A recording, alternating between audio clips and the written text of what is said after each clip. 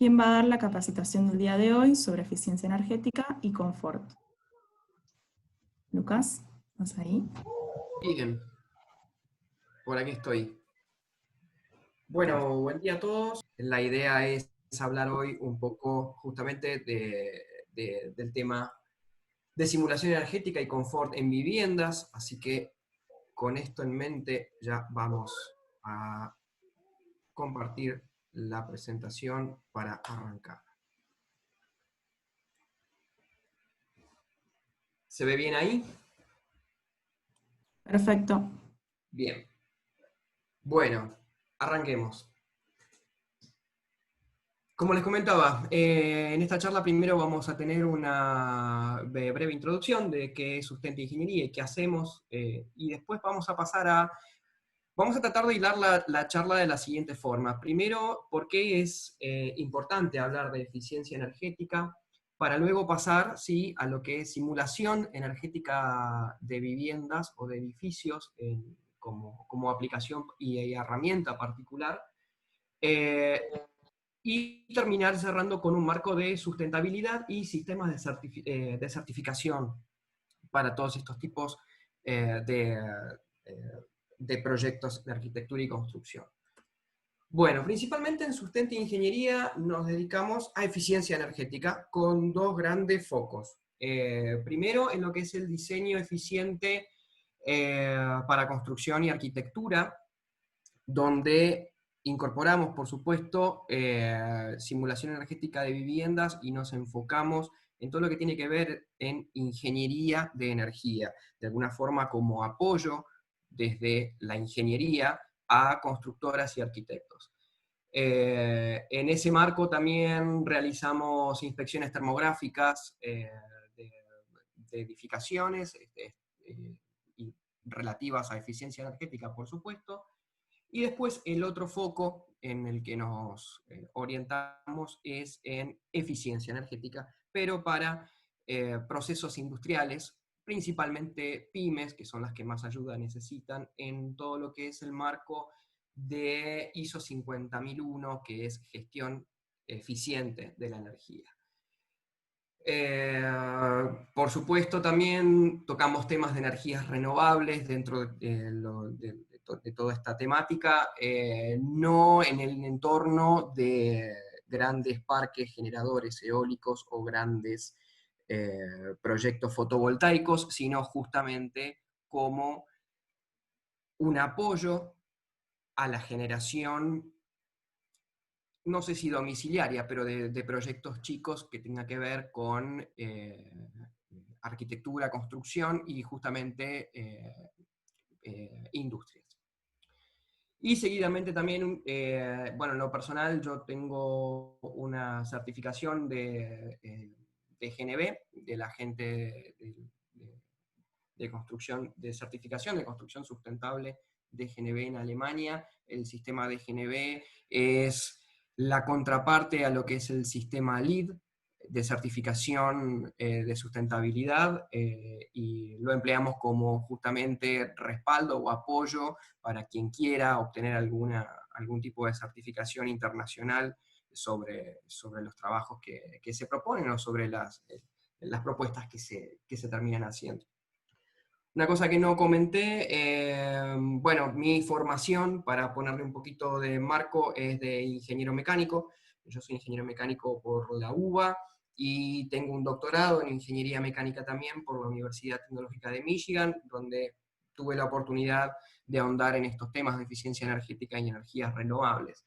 Más que nada como para que sepan por qué aguas vamos a navegar. Bien, ¿por qué es importante hablar de ahorro y eficiencia energética?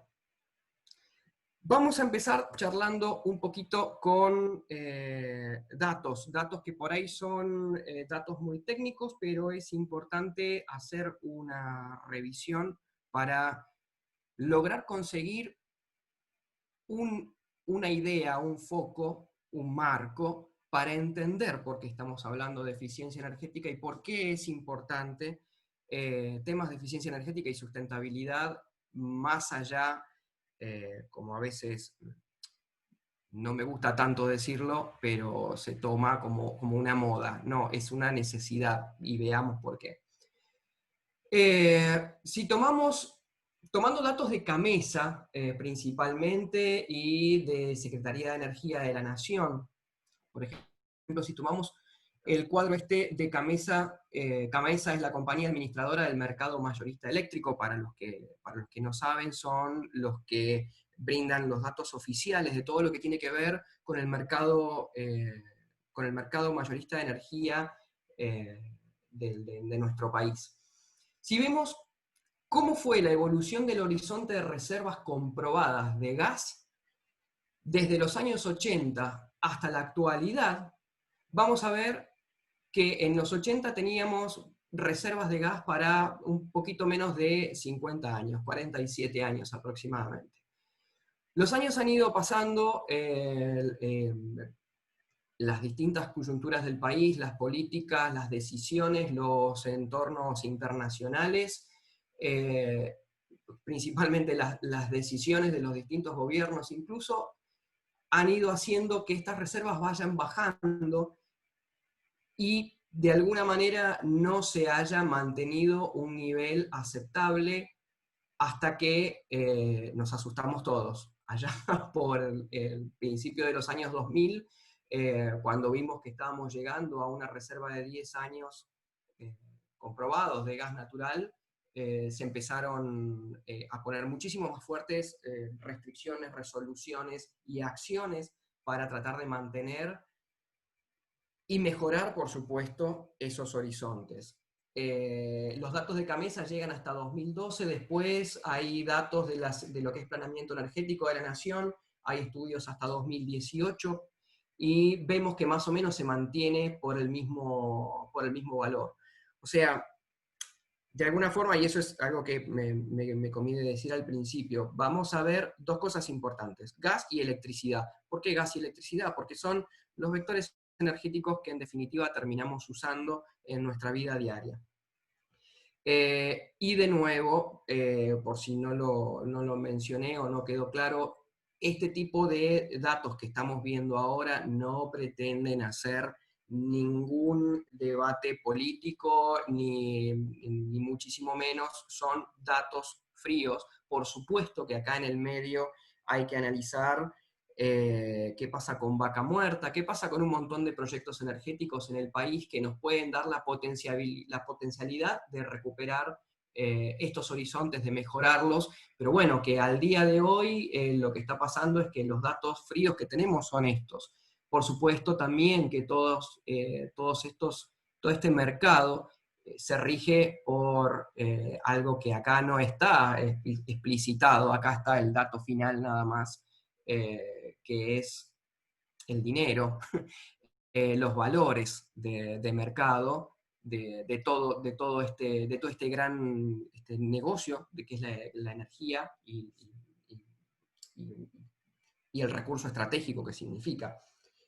Así que por eso, claro, no es la intención hacer un debate político, ni muchísimo menos, sino mostrar una introducción de cuál es nuestra actualidad en cuanto a reservas de gas, que como vemos no son muchas, es un bien que escasea. Ahora, si hablemos un poco de electricidad. Hablando de electricidad, vemos que en el año 2019, esto también son reportes, a mí me gusta poner, en la mayoría de los datos van a encontrar las fuentes de dónde está sacado todo esto. Esto está sacado de los reportes de CAMESA.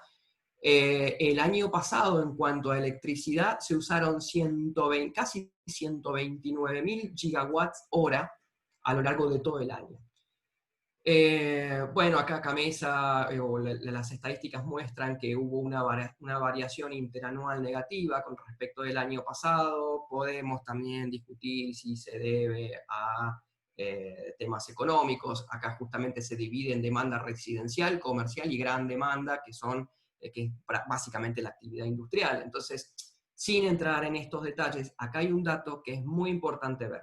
Del 100% de la demanda, tenemos que el 43% de toda esta energía de la que se está hablando se consumió de forma residencial y 29% comercial. Es más, o sea, tenemos arriba de un 70% del consumo de esta energía para necesidades residenciales y comerciales.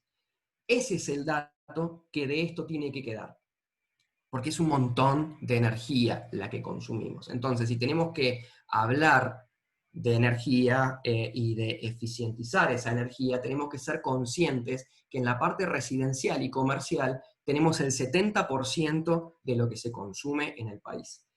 Y otra cosa importante, si pasamos al cuadro de abajo, vemos cómo está compuesta nuestra matriz energética eléctrica, que de alguna manera tenemos arriba del 60% que es térmica, que es con energías no renovables, casi el 30%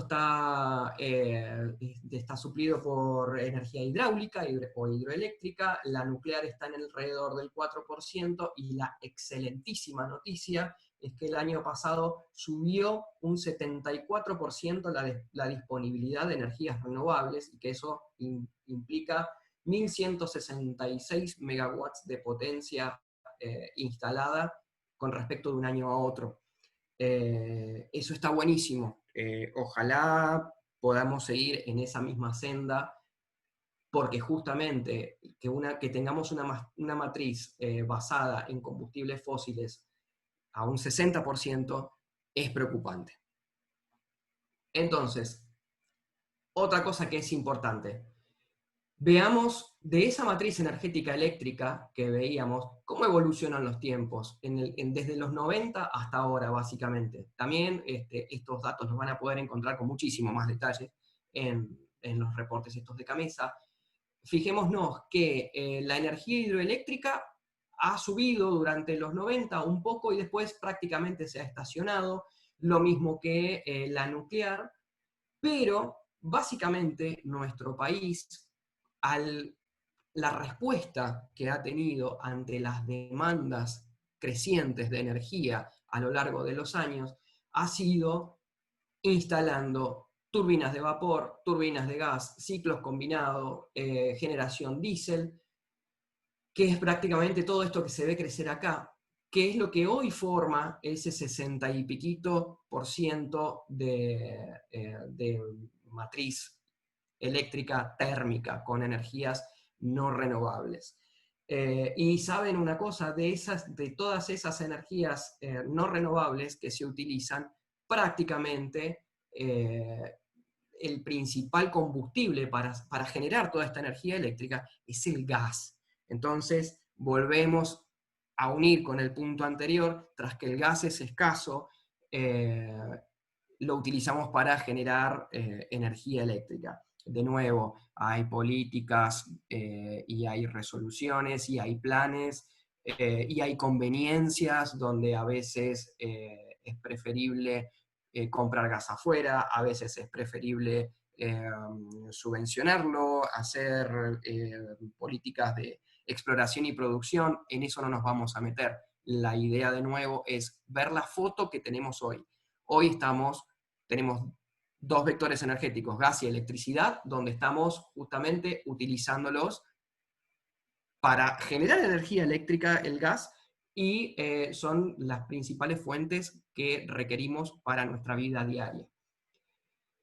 Y finalmente, algo que también es importante, es cuál es la evolución del precio monómico medio anual de energía eléctrica. ¿Qué significa esto? Para bajarlo un poco a tierra, significa cuánto cuesta producir, en este caso, 1 megawatt hora de energía a lo largo de los años.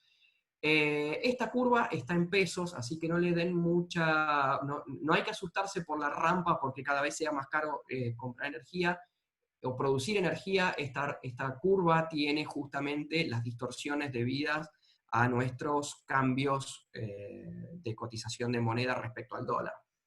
Y algo importantísimo e interesante de ver es que la Universidad de Belgrano en el 2016 había hecho un estudio muy interesante de cuáles son las tarifas residenciales en Sudamérica para un consumo de 300 kWh por mes, que eso es aproximadamente un T1 R2, si lo vieran en sus facturas de energía. Y nos marcaba que en ese momento estábamos pagando 3,9 centavos de dólar por cada kilowatt hora que consumíamos.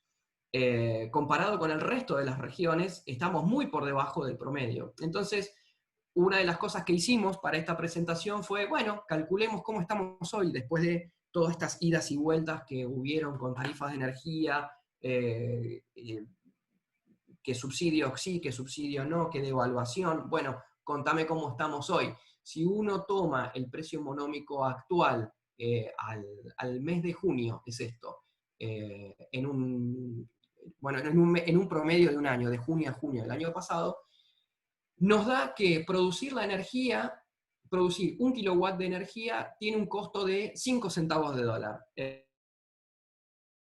Estamos pagando 3,7 centavos de dólar. Esto, de nuevo, es un dato puntual sacado con tarifas de Capital Federal en Buenos Aires. Distinta es la situación en el interior del país, pueden haber variaciones, la energía es bastante más cara en el interior del país, pero tampoco va a estar variando tanto como, por ejemplo, sí están pagando en Uruguay. Estas actualizaciones en rojo son actualizaciones a 2020 de esos precios que reportaban en 2016, para ver si esto sigue siendo válido. Y sí, más o menos la media se comporta. Nosotros hicimos actualizaciones con Chile, con Ecuador, con Colombia, con Uruguay, donde los focos de consumo son puntuales. No nos animamos a hacer, obviamente, el estudio que hizo la Universidad de Belgrano con Brasil, porque tienen muchísimos focos. Brasil es enorme, hay que hacer un estudio muchísimo más grande para corroborar este precio de acá, pero esto nos da que más o menos los valores internacionales en 4 años más o menos siguen en lo mismo, y nosotros nos da que estamos más o menos en lo mismo hoy con las devaluaciones que estamos teniendo, y tal vez inclusive estamos un poquito más baratos que en 2016. ¿Cuál es la conclusión de todo esto? Así ya pasamos a otra cosa. ¿Y por qué es importante hablar de energía, de eficiencia energética? Es porque la energía es escasa, es cara de generar y la estamos pagando barata, muy barata. Entonces, por eso tenemos que enfocarnos muchísimo en un recurso que es muy limitado. Bueno, con esto en mente, entonces, ahora sí, pasemos a eficiencia energética en edificios, y en edificios o construcciones, casas, viviendas, lo que sea, y un poco al tema grueso de hoy. Y empecemos definiendo qué es ahorro y eficiencia energética. Ahorro de energía, se dice que es ahorro de energía cuando evitamos un consumo mayor mediante cambios en las pautas de uso, como por ejemplo control de encendido en luminarias, regulación de termostatos, o sea, dejamos de gastar. Pero ¿qué tiene de diferente la eficiencia energética? La eficiencia energética implica consumir menos energía obteniendo un mismo beneficio o servicio.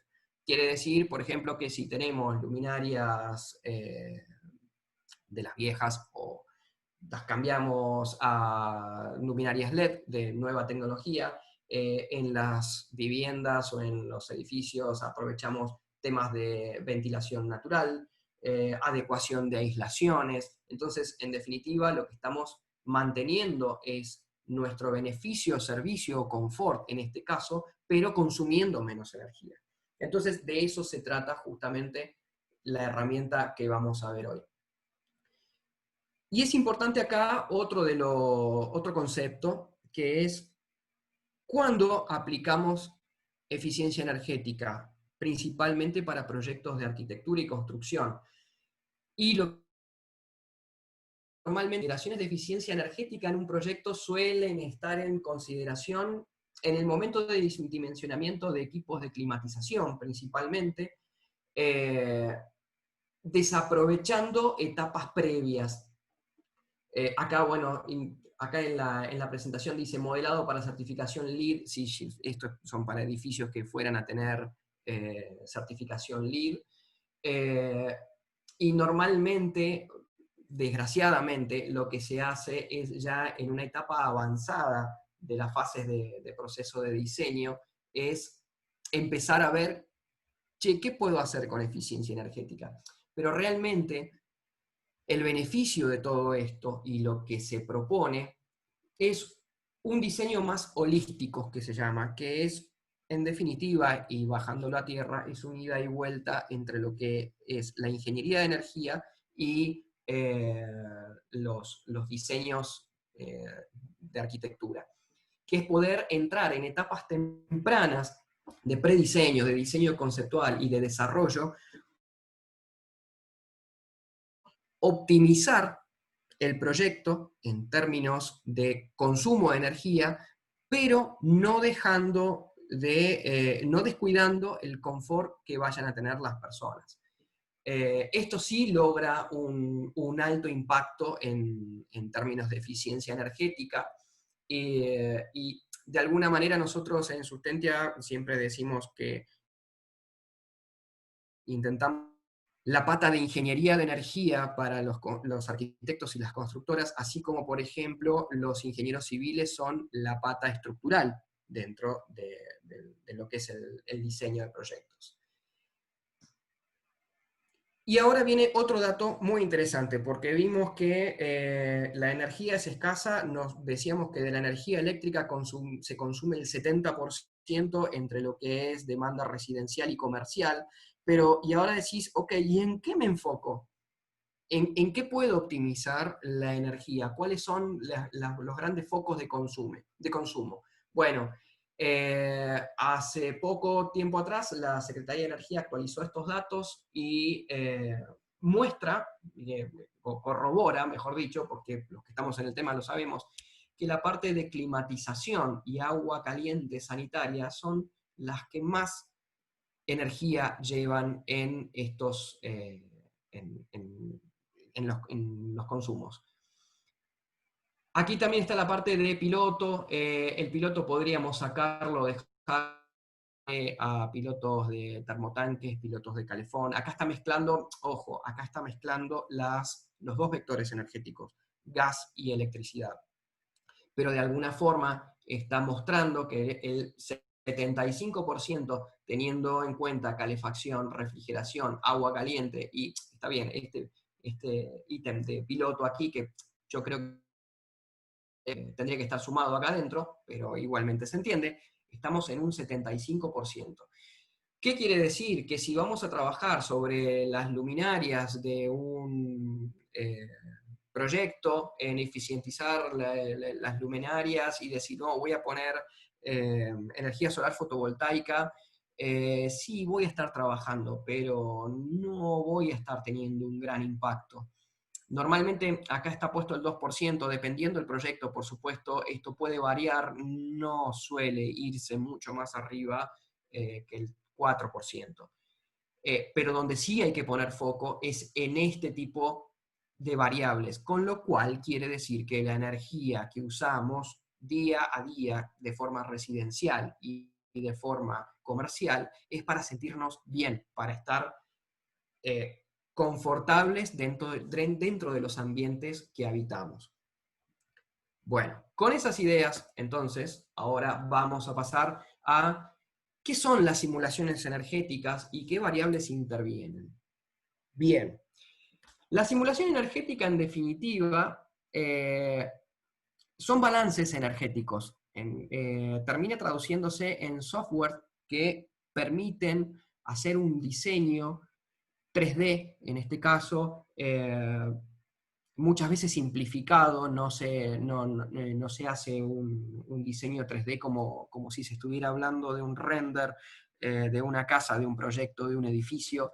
Se arman modelos específicos que tienen que ver principalmente con la envolvente del edificio, con los usos que se le va a dar, dividido en lo que se llaman zonas térmicas, que en definitiva van a ser esos usos que les mencionaba, que pueden tener.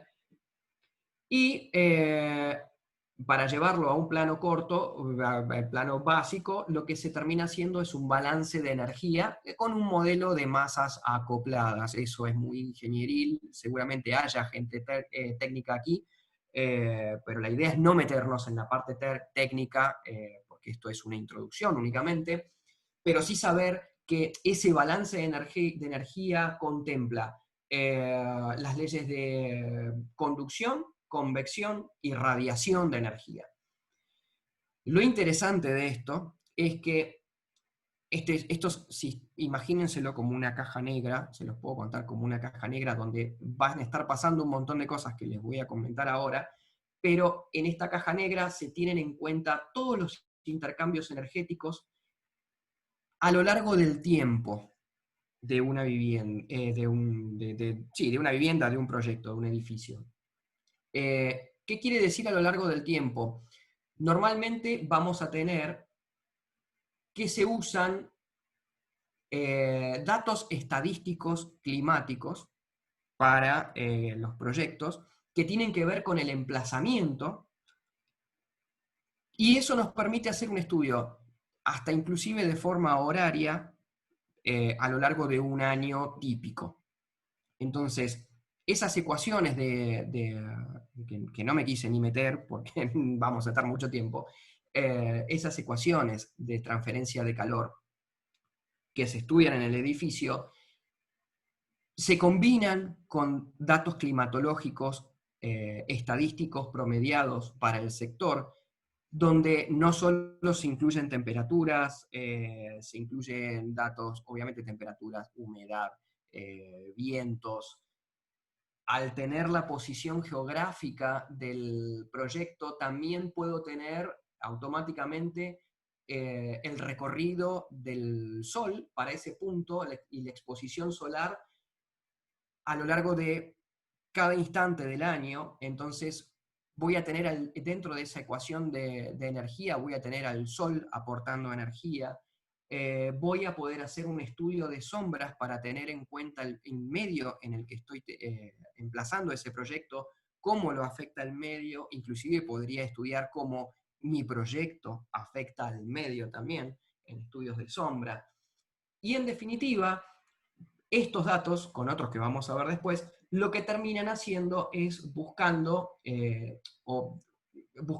una condición de confort térmico a lo largo del año, minimizando más variables, que es lo que vienen ahora, que son las variables que componen el edificio, como pueden ser los materiales que se usan para la envolvente, los tipos y disposición de aberturas, qué esquemas de ocupación y actividades se van a tener dentro del edificio, si hay cargas internas como equipamientos, como puede ser en oficinas, equipos específicos que se tengan, si se utilizan masas térmicas, muchas veces en arquitectura, lo que por supuesto, todo esto tiene mucho que ver, en ningún momento lo hablé, pero todo esto tiene que ver, está llevado de la mano con lo que es arquitectura bioclimática. Entonces muchas veces se utilizan parte de los muros de la envolvente como masa térmica. Entonces estos software, estas simulaciones energéticas justamente dejan ver cuáles son los reales rendimientos de esas masas térmicas, los comportamientos a lo largo del tiempo, y de alguna manera nos crean un enorme campo de aplicación donde nos podemos preguntar, ¿y qué tal si? ¿Y qué tal si? Y lo que se te ocurra. Por eso es muy interesante con este tipo de estudios, que normalmente llevan entre 2 y 3 iteraciones entre los equipos de arquitectura o de diseño y la gente de ingeniería que se dedica a estos temas, porque se pueden hacer pruebas de lo que a uno se le ocurra y optimizar muy bien lo que sea mejor para el proyecto, desde materiales para el envolvente, como les decía, la influencia, no solamente la influencia de cambiar vidrios dobles o a de vidrios triples, con ruptura de puente térmico, que podemos entrar en un montón de categorías de materiales y elementos para la construcción. No solamente los podemos evaluar, sino que además podemos optimizar su posición, su orientación, la distribución interna de los espacios que van a tener, tanto las viviendas como los edificios, si se van a realizar actividades ahí, para garantizar justamente el confort de la gente que va a estar ahí adentro y minimizar el uso de energía. Como veíamos, en definitiva, lo que estamos tratando de hacer es consumir y cuidar un poco esas reservas de gas que veíamos en las primeras filminas, que parecía que no tenía absolutamente nada que ver y estaba descolgado. Bueno. Entonces, bueno, de alguna forma, empezando a resumir estos temas y dejando el núcleo duro, por así decirlo, de lo que es simulación, seguramente después vengan más. ¿Por qué simulación energética? Y vemos acá, permiten tomar decisiones valiosas en etapas tempranas de diseño. Bueno, eso lo estuvimos cubriendo recién. Ayuda al equipo de diseño a identificar las posibilidades de reducción de consumo energético. Permite preevaluar y fijar objetivos energéticos coherentes al proyecto. Esto es muy importante. ¿Por qué? Porque muchas veces uno se encuentra con pero con soluciones muy esperanzadoras que prometen ahora, que tal vez son grandes y justamente son dependientes de cuál sea el proyecto y cuál sea la aplicación que vaya a tener ese proyecto. Entonces, este tipo de herramientas permite evaluar eso, y permite poner blanco sobre negro, y de alguna forma, que creo que más adelante también lo voy a decir, lo vamos a ver, permite hacer estudios económicos de ver cuánto invierto en los temas que tengan que ver con sustentabilidad o eficiencia energética dentro de una construcción y en cuánto tiempo transformo esa inversión en ahorro, sea de energía o sea de dinero, dinero constante y sonante.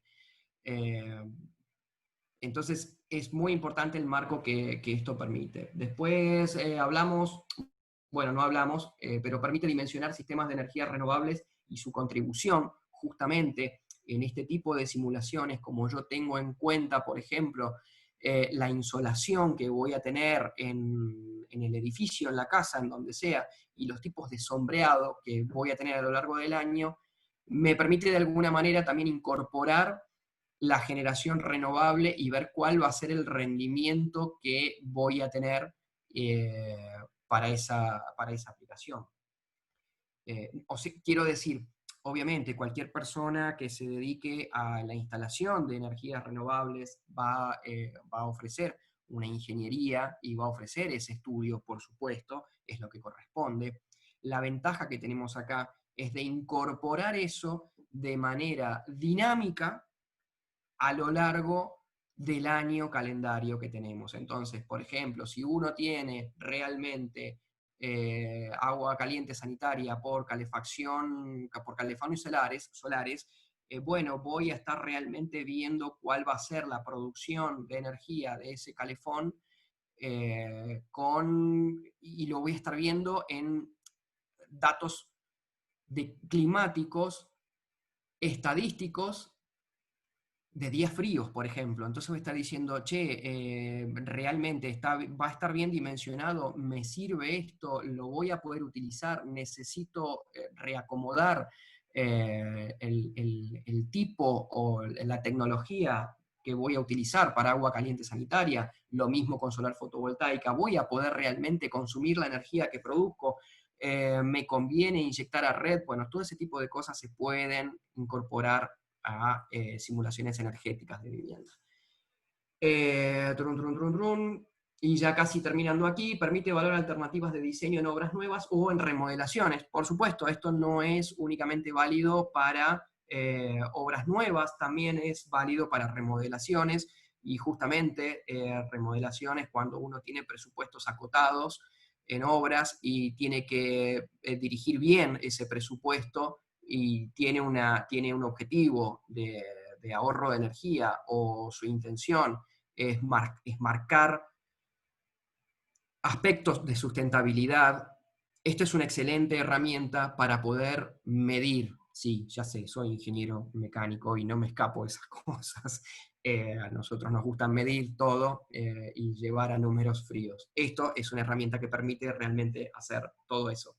Y en este contexto, como último, aclarar por supuesto que la simulación es siempre más barata que construir de forma deficiente. Siguiendo un poquito con esto, ¿qué tipos de estudios permiten hacer las simulaciones energéticas? Entonces vamos a tener que podemos estudiar la demanda térmica en base a la ocupación, como veíamos hace un ratito con las variables que intervenían, en base al clima, las condiciones edilicias, la optimización del envolvente en términos de optimización térmica, los materiales que se vayan a utilizar, estudios de estrategia de control térmico, y acá viene la incorporación de cosas que están excelentes, que es todo lo que tiene que ver con domótica, que ayuda muchísimo hoy día al control y a la eficiencia energética. Esos conceptos se pueden incorporar a las simulaciones energéticas y se pueden adecuar las estrategias de control de domótica a todo lo que tenga que ver a climatización. Es más allá de si una mañana me voy a levantar y digo, Alexa o Siri, sírveme el desayuno.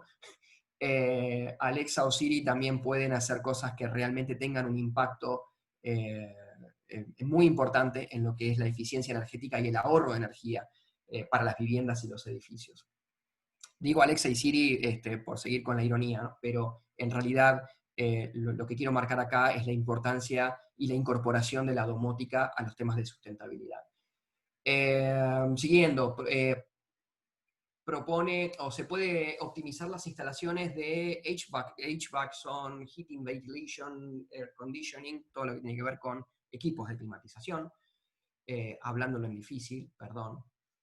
Estudios de sombreado y aprovechamiento de luz natural, que eso lo habíamos marcado antes, ventilación natural e influencia del entorno en la circulación externa del aire, eso lo habíamos mostrado también antes, o mencionado antes también. La parte de generación energética, eso también habíamos hablado. Se pueden incorporar estudios acústicos si uno a los criterios de sustentabilidad que desea incorporar también tiene intención de incorporar estudios acústicos dentro de lo que son las obras, los proyectos, se pueden hacer, esto lo permite, justamente porque promueve el modelo 3D, promueve el marco justo porque tiene los materiales, tiene las dimensiones, tiene absolutamente todo para poder realizar luego simulaciones acústicas dentro de ese entorno y llegar a optimizar resultados que se quieran hacer, que se quieran lograr. Y acá está lo que decíamos antes, permite estudios económicos para la toma de decisiones de inversión. Eso es lo que decíamos que, bueno, ¿cómo va a impactar las decisiones, los materiales, las estrategias que en conjunto el equipo de diseño y de arquitectos con la gente de ingeniería tome utilizando estas herramientas, cómo va a impactar en el bolsillo de cualquiera, sea el cliente final o sea la empresa constructora que va a realizar la obra o las obras. Y una cosa importantísima es que los análisis y decisiones son dependientes del lugar y del clima. Eso lo veíamos antes. ¿Con esto qué se quiere decir? Que no es lo mismo una casa optimizada que va a estar cerquita en la costa atlántica a una vivienda exactamente igual en Comodoro Rivadavia o en Mendoza o en donde sea. La idea ya creo que se entiende. Justamente estas decisiones, estas herramientas permiten optimizar y reestudiar los proyectos para poder emplazarlos en los lugares donde los necesite y readecuarlos. Bien, un caso práctico y solamente a modo de introducción, porque ya inclusive también venimos apremiados con el tiempo. Esto es algo que después inclusive les voy a pedir que nos comenten si están interesados en poder ver con más detalle un caso práctico que se hizo justamente en Puertos del Lago, con una vivienda, con la Arau 108, en esta vivienda. Esta vivienda está a cargo del arquitecto Fernando Ramírez, el estudio de arquitectura es Frame, y se hicieron un montón de idas y vueltas a lo largo del tiempo. Con esto arrancamos en 2016, realmente un proyecto muy ambicioso. 2016 también, una época donde la construcción en seco aún no estaba tomada como construcción tradicional. Los objetivos de transmitancia térmica, que en definitiva es la aislación que va a tener la envolvente, eran muy exigentes. Eh, Porque la intención del estudio de arquitectura era hacerlo así. Este, entonces, de alguna manera voy a nombrar únicamente algunas de las tantas cosas que se hicieron y la intención, y si ustedes, el público, les interesa, lo que se puede llegar a hacer es una charla nueva, donde justamente se vea el caso en más profundidad. Aquí lo que se hizo fue la optimización de la envolvente a partir de una línea base de construcción tradicional para justamente empezar a comparar cuáles eran las distintas optimizaciones. Se optimizaron los tipos de abertura, las dimensiones, las orientaciones, se probaron vídeos simples de VH más coating, porque tenemos unos ventanales impresionantes mirando hacia el oeste. Se hicieron, bueno, con los parasoles de fachada también hubieron muchos estudios y optimizaciones para el aprovechamiento de la luz natural. Se estudiaron también ventilaciones, ventilaciones naturales en la vivienda, con un lucernario muy grande que aquí ni en el render ni en la foto se llega a ver, pero en la parte del techo hay un lucernario muy grande que permite estrategias de ventilación natural. Se evaluaron estrategias también, como mencionábamos en las posibilidades anteriormente, de agua caliente sanitaria, solar, la evaluación de generación parcial de energía con fotovoltaica, y se hizo un trabajo enorme. Esto que está aquí abajo es solamente a modo ilustrativo. Esto lo pusimos, acordamos con el arquitecto poner este gráfico, porque recuerdo que esta fue una de las optimizaciones que se hizo en cuanto al envolvente de la casa, partiendo de la línea base de construcción tradicional, del ladrillo tradicional, a una construcción aislada. Habíamos bajado muchísimo la necesidad de calefacción, pero bueno, de nuevo, no le den mucha bolilla ahora, en este momento, porque hay que mirarlo en un contexto que requeriría una presentación aparte. Así que eso vamos a dejarlo justamente para otro momento, pero no quería dejar de nombrar que en Puertos del Lago tenemos una vivienda que pueden ir a verla y que estuvimos trabajando muchísimo en todos estos aspectos. Remodelación o retrofit con eficiencia energética. Bueno, esto lo vamos a pasar rápido porque tiene que ver más con auditorías energéticas que se puedan llegar a hacer, tanto edificios, viviendas, edificios de oficina, lo que sea, para justamente después aprovechar temas de eficiencia energética. No lo vamos a ver aquí porque por ahí no es el espíritu hoy de Puertos con viviendas particulares, pero va a quedar en la presentación que después van a poder tener. Y finalmente vamos a cerrar con sustentabilidad y sistema de certificación. No sé si fue muy rápido, muy fuerte la montaña rusa por la que anduvimos, pero de alguna forma el hilo conductor es tenemos energía que es escasa, que la estamos pagando muy barata, que tenemos que ser conciencia de eso, que el 70% de esa energía la consumimos de forma residencial y comercial, que el 75% de ese 70% de energía se consume en climatización, básicamente, agua caliente sanitaria, pero en definitiva en confort. Y entonces, a partir de ahí, veamos una definición de sustentabilidad que la verdad que pasan los años y hay pocas que se le arriman a la 1987, cuando dijeron que el desarrollo sustentable es aquel que satisface las necesidades del presente sin comprometer la capacidad de futuras generaciones de satisfacer sus propias necesidades. Entonces, me parece, podríamos haber arrancado con esto, pero me parece que después de todo lo que vimos es importante caer al núcleo de qué significa sustentabilidad ahora, después de todo lo que vimos. Por supuesto, seguramente esta definición, todos los que están metidos en temas de sustentabilidad, están en el ámbito, la conocen, saben que la sustentabilidad es el equilibrio entre ambiente, sociedad y economía, por supuesto, pero me parece que es oportuno el momento de hacer una reflexión de esto, luego de haber visto todo lo que vimos.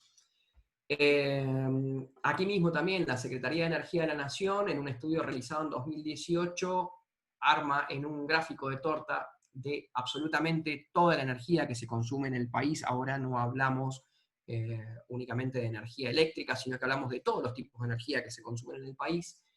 Nos están mostrando que cerquita del 40% siguen siendo consumo residencial y consumo comercial. El resto se lo va a llevar la industria, el sector agropecuario, el transporte, pero ojo, sigue siendo importante, sigue siendo grande. Entonces es muy importante trabajar en eficiencia energética y en sustentabilidad con foco en estos tipos de energía y en estas optimizaciones que hablamos para realmente lograr un impacto. Yendo y casi para concluir a la parte de sistemas de certificación hay muchísimos, principalmente y de forma internacional. Están los más conocidos, el LEED, que es americano, y el DGNB, que es la contraparte europea, que funciona desde Alemania para casi toda Europa. Hay otros sistemas, por supuesto. Está Edge, que es un derivado, un spin-off de lo que es LEED. Son todos estándares internacionales que son valiosísimos. Realmente, a ver, para que tomemos conciencia, no es que la gente en los demás países hizo conciencia antes de todo esto porque realmente está comprometida con el ambiente. No, ¿saben qué? Pagan carísima la energía. Entonces, a partir de eso, empiezan a trabajar en la optimización y están trabajando en la optimización desde hace muchísimos años. Por eso, los sistemas de certificación internacionales tienen la trayectoria que tienen, la experiencia, el reconocimiento, la validez, y son excelentes porque traen mucho camino, muchísimo camino andado. A nivel nacional se está trabajando muy fuerte, considero que es excelente, que es el etiquetado energético de viviendas. El etiquetado energético de viviendas, de alguna forma, no, en realidad establece un índice de prestación energética de un inmueble como una cantidad estimada de energía primaria que demanda el uso de un inmueble durante un año por metro cuadrado, satisfaciendo las necesidades asociadas únicamente a energía requerida para climatización, agua caliente sanitaria e iluminación, según niveles de confort establecidos por las mejores prácticas vigentes y estándares internacionales. Sí, leí la definición, por supuesto. Y este etiquetado de viviendas está basado en una actualización de la normativa IRAM, en la 11.900, la cual tuvo una actualización reciente en 2017. La gente de la provincia de Santa Fe, la Secretaría de Energía Provincial de Santa Fe, en 2015 se puso a trabajar muy fuerte y fue pionera en este tema en el país, con el etiquetado de viviendas. Luego, por suerte en ese momento, la Subsecretaría de Ahorro y Eficiencia Energética tomaron contacto con la gente de Santa Fe, se incorporó la Comisión Nacional de Energía Atómica, el INTI, IRAM, y se terminó haciendo la actualización de esa IRAM 11.900, que traía una versión bastante desactualizada, se terminó llegando a un procedimiento de cálculo, a este índice de prestación energética, que en definitiva hace exactamente, o tiene la finalidad de calcular cuál es la energía primaria que va a necesitar un país para abastecer la demanda de confort en los sectores residenciales en la Argentina. Entonces, y de alguna forma, por supuesto, empezar a estandarizar y a dar un marco normativo de cuáles van a ser los lineamientos de construcción y de eficiencia que vayan a tener las casas. A partir de esto se empezarán a idear políticas. Actualmente se está trabajando en las leyes provinciales para los etiquetados de viviendas. Se hicieron pruebas piloto en Tucumán, Bariloche, Mendoza, Buenos Aires. Bueno, Santa Fe, por supuesto, tuvo su prueba piloto de etiquetado de viviendas. A partir de ahí se han tomado datos estadísticos para justamente armar una escala de valores de lo que va a ser eficiencia en las distintas viviendas.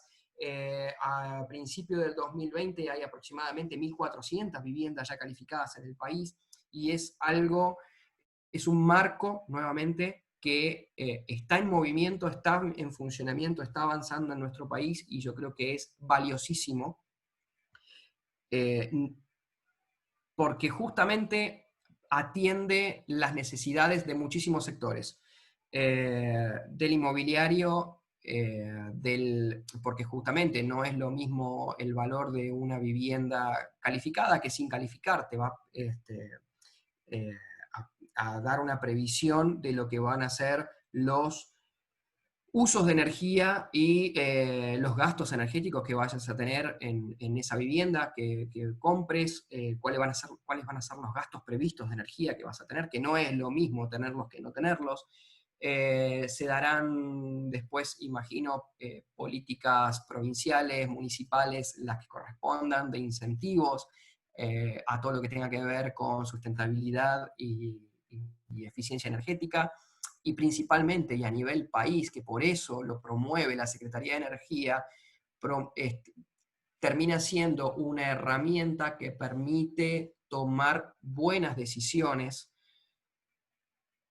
a nivel energético estratégico, a corto, mediano y largo plazo.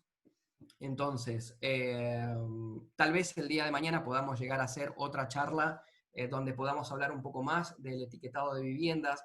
Una cosa que sí es importante decir: el etiquetado de viviendas no contempla simulación energética de viviendas. Una cosa que no mencioné, sí dije que es un estudio, una herramienta que permite hacer estudios dinámicos a lo largo de un año calendario.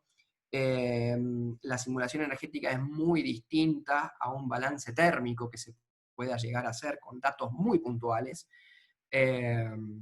con datos que vienen también estadísticos, pero además súper promediados para distintos puntos del país, para una condición de diseño de equipos de climatización. No tiene nada que ver con esto.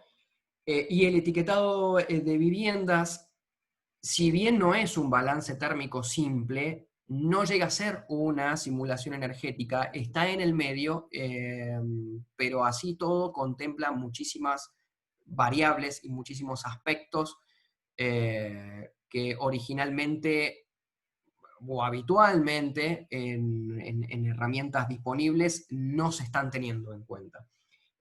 Con lo cual es importantísimo que, si están en este tema y no conocen lo que es el etiquetado de viviendas, les recomiendo que empiecen a averiguar, y creo que vamos a poder hacer algún taller un poquito más adelante, por ahí inclusive con gente que esté bien metida en tema en Secretaría de Energía. En lo particular, yo eso no lo nombré, yo estoy involucrado en lo que es el etiquetado de viviendas en Mendoza.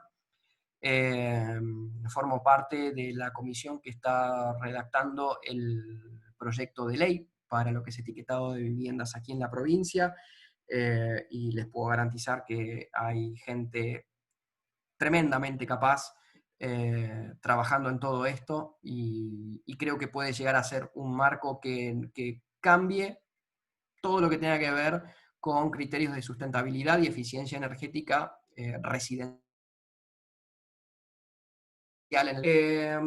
Bueno, conclusiones, cerrando un poco el viaje este. Veamos, es importante adoptar un nuevo paradigma, promover la sinergia entre la ingeniería energética y la arquitectura para abordar soluciones integrales. Bueno, es lo que veníamos diciendo desde un principio, el poder trabajar en conjunto y desde etapas tempranas para poder realmente aprovechar no solamente estas herramientas, sino optimizar criterios de diseño y temas que tienen que ver con ingeniería de energía, que tal vez los arquitectos no estén tan familiarizados. Es importante poder hacer estas observaciones o estos trabajos desde una etapa temprana. El modelado energético es una gran herramienta para la previsión de consumos y confort. Bueno, sí, eso lo estuvimos viendo de sobra. El valor agregado de este tipo de estudios es tangible para el cliente en términos económicos, y se potencia la imagen del estudio de arquitectura que aborda este tipo de proyectos. Normalmente sí, porque justamente son cosas que recién ahora, no hace mucho tiempo, se están empezando a... nosotros, una cosa que no dije, pero desde Sustentia venimos trabajando de 2015 en todo esto. Entonces, en ese momento, sí, este tipo de conclusiones eran rotundas. Y después, bueno, finalmente las energías renovables pueden ayudarnos en el ahorro, y es importante conocer y cuantificar los recursos disponibles, cosa que este tipo de herramientas también nos permiten, incorporándolos, estos criterios a los proyectos y pudiendo estudiar como un todo. Bueno, y desde ya muchísimas gracias por la atención, el tiempo, y quedan los contactos. Y no sé, Vero, si querés que pasemos a preguntas. Perfecto, Lucas. Sí, tenemos algunas preguntas que, bueno, respecto a tiempo vamos a tener que hacer una selección, ¿no? Pero volviendo, Bien. fue el gráfico que mostraste sobre el marco energético actual. No sé si podemos volver Sí. a esa placa. Tenemos un par de preguntas. ¿Cuál de todos? Porque hay varios. A ver, seguí un poquito más. ¿Este? No. No, más adelante. Ese, exacto. Este. Bien, El sí. anterior, Ah, el anterior. Este. me parece que era ese, sí. Magdalena nos pregunta si estos datos incluyen la generación distribuida. Mirá, la generación distribuida es una generación que es muy incipiente. Estos son datos de 1992 al 2019. Yo hacía una slide anterior, había dicho que estaba, no, espera, acá, recontra contento, porque había un incremento del 74% interanual de energías renovables. Bueno, míralo, eso en el todo. Imagínate ahora dónde está energías distribuidas. Porque esto no es la generación fotovoltaica y de usuarios residenciales. Estos son los grandes parques eólicos que se han estado poniendo en marcha en el país.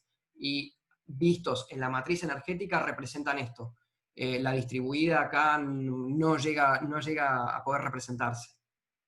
Estaría buenísimo que todo eso crezca y que todas estas barritas bajen. A ver, una cosa que hay que ver es en este gráfico. A medida que pasan los años, lo que van haciendo las distintas políticas es poniendo o supliendo la demanda de energía con tecnologías de muy rápida acción y de rápidos resultados.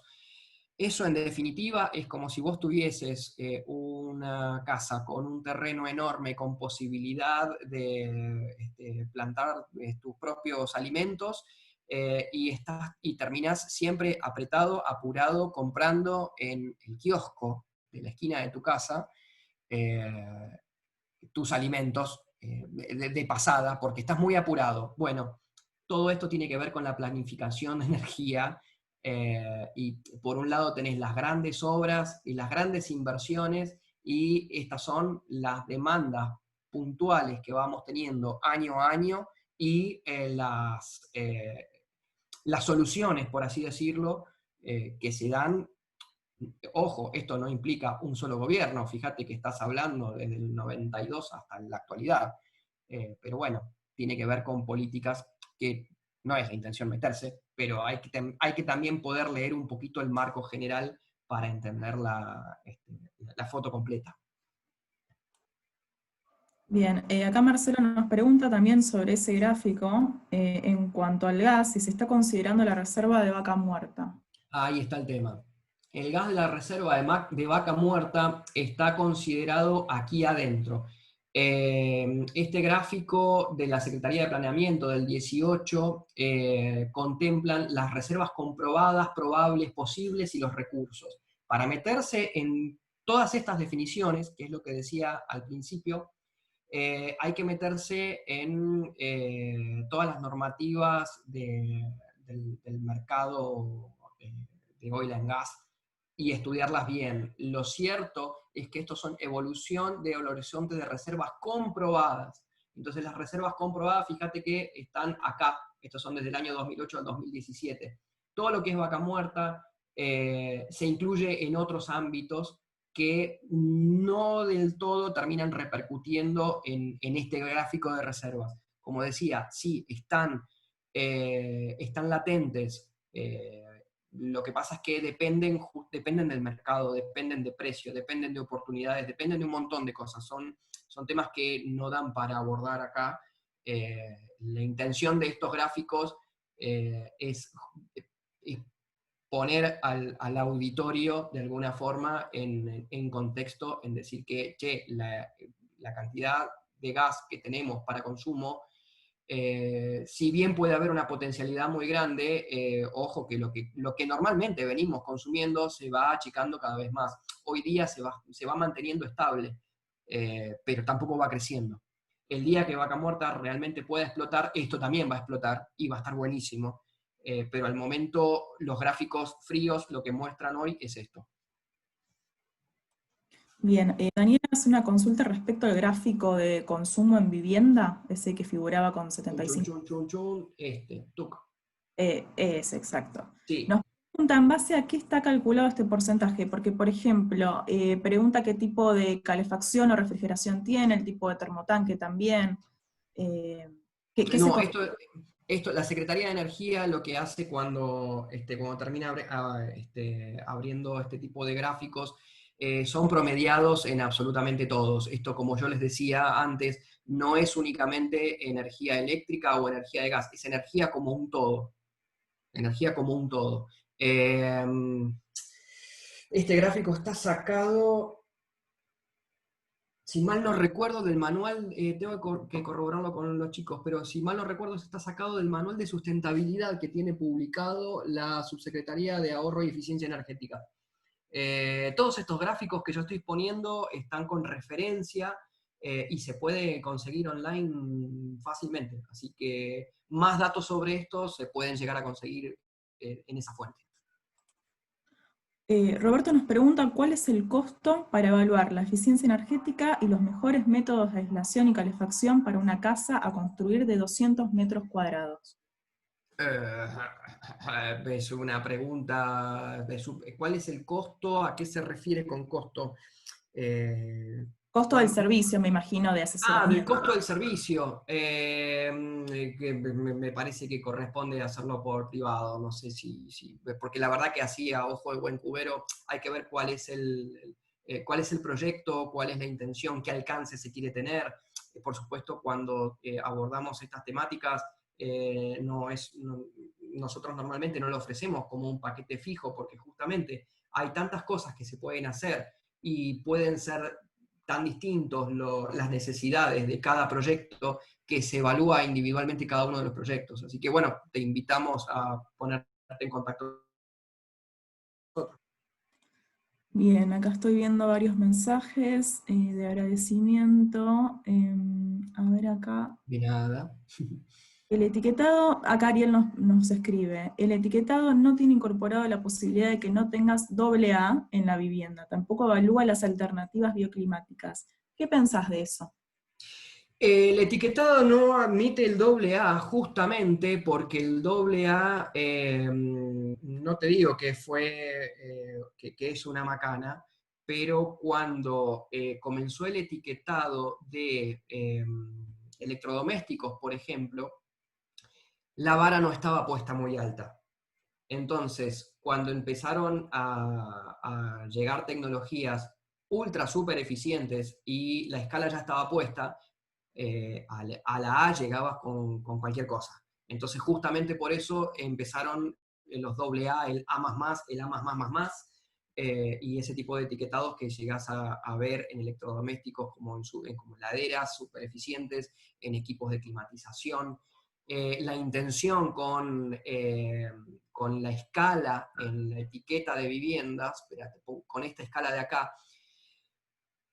es poner una vara media a baja, y justamente por eso se trabajó muchísimo en las distintas pruebas piloto alrededor de todo el país, para poder Perdón, tener... Lucas, acá nos están aclarando que el AA no es AA en sí, sino el aire acondicionado. Ahí que anotar. Entonces espérate, porque claro, porque yo con el AA, sí, porque, bueno, sí, hay dos cosas, porque en etiquetas de electrodomésticos tenés pero ¿cómo es la pregunta entonces que me fui? Dale, ahí te la repito. Perdóname. Ah, está bien. Dice, el etiquetado no tiene incorporado la posibilidad de que no tengas aire acondicionado en la vivienda. Tampoco evalúa las alternativas bioclimáticas. ¿Cómo que no? Sí, sí que lo tiene. Sí, justamente Ok.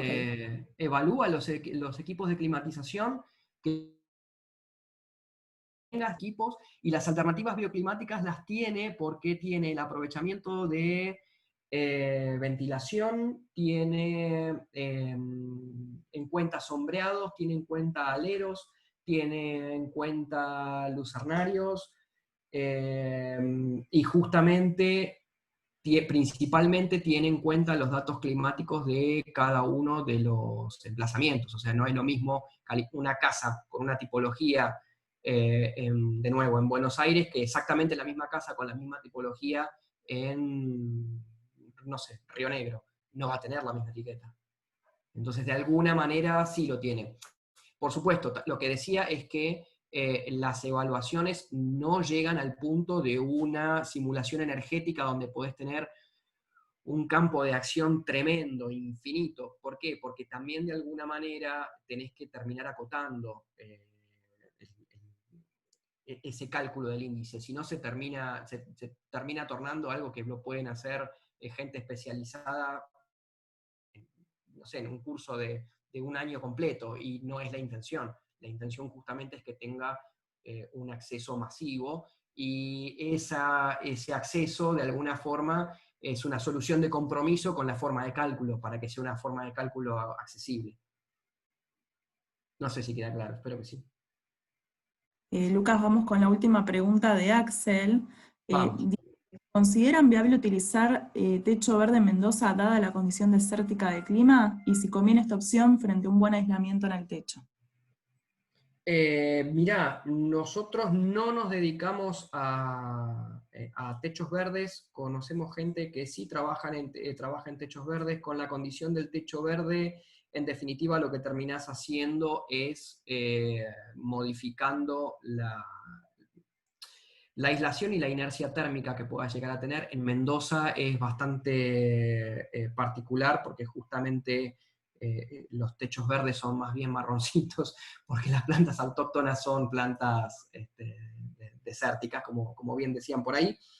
Eh, Depende de la solución que se vaya a aplicar. Eso la verdad que depende de la solución, depende de la superficie que vayas a terminar aplicando el techo verde, qué es lo que tengas abajo.